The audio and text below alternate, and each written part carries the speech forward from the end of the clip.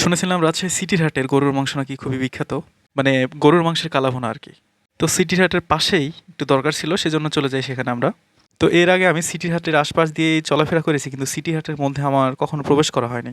ছোট্ট একটা কাজের বরাতে সেখানে গিয়ে সিটির হাটের মধ্যে একটু প্রবেশ করি।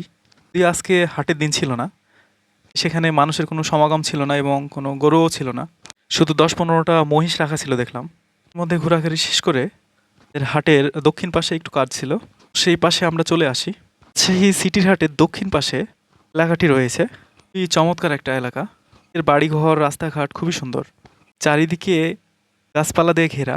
মাঝে মধ্যে খেয়াল করলে দেখা যাবে যে সবুজ ফসলের মাঠ।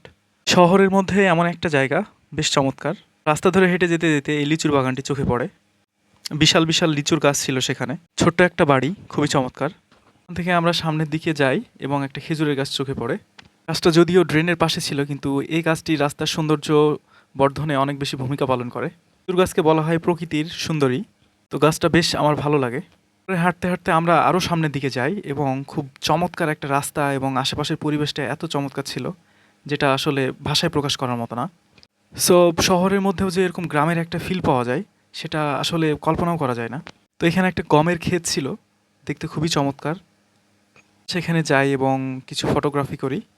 আর সেখানে একটা আমের বাগান ছিল, আমের বাগানটাও বেশ চমৎকার। আসলে সবুজ প্রকৃতি আমাদের মনকে অনেক বেশি প্রফুল্ল করে তোলে। তাই আমি সবসময় চেষ্টা করি যে সবুজ প্রকৃতির মাঝে একটু সময় পেলেই ঘুরে আসার। আর চোখ জোড়ানো সবুজ সবসময় মন কেড়ে নেয়। এখন যেহেতু আমের সিজন, সো প্রত্যেকটা গাছেই মুকুল দেখা যাচ্ছে। যদিও শহরের এই সাইডটা এখন পর্যন্ত বড় বড় বিল্ডিংয়ের আওতায় আসেনি, যদিও আশেপাশে অনেক বিল্ডিং তৈরির কাজ চলছে। একসময় হয়তো এরকম সবুজ প্রকৃতি আর খুঁজে পাওয়া যাবে না, কেননা যেহেতু শহরের অনেক বেশি উন্নতি সাধন ঘটেছে পূর্বের তুলনায়। তাই এরকম আবাদি জমিগুলা মানুষ কিনছে এবং সেখানে বড় বড় ইমারত তৈরি করছে, বিভিন্ন ধরনের প্রতিষ্ঠান গড়ে তুলছে। আর কয়েক বছর পরে হয়তো এরকম নয়ন জোড়ানো সবুজ প্রকৃতি চোখে পড়বে না। তো যাই হোক, সবুজ প্রকৃতির মধ্যে থেকে আমরা উঠে আসি এবং আমরা কালাভুনা খাওয়ার উদ্দেশ্যে রওনা হই। আজকে যেহেতু হাটের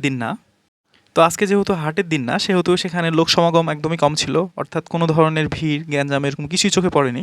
সেখানে একটা হোটেল ছিল, হোটেল ইউনুস। আমরা সেখানে প্রবেশ করি, যেহেতু আমার সাথে এক ফ্রেন্ড ছিল। ফ্রেন্ড সেখানে অলরেডি খেয়েছে এবং সেখানকার খাবার নাকি খুব সুস্বাদু। তো তার এক্সপিরিয়েন্স খেয়ে কাজে লাগে সেখানে আমরা চলে যাই। সিটির হাটের আশেপাশে খুবই নোংরা একটা জায়গা, সেজন্য সেখানে প্রচুর পরিমাণে মাছি হোটেলের মধ্যে চোখে পড়ে। বিষয়টা একটু খারাপই লেগেছে। তো যাই হোক, হোটেলের ভিতরে পরিবেশটা ভালোই ছিল। তারপরে ভাত এবং সালাদ এবং মরিচ পেঁয়াজ দেয়।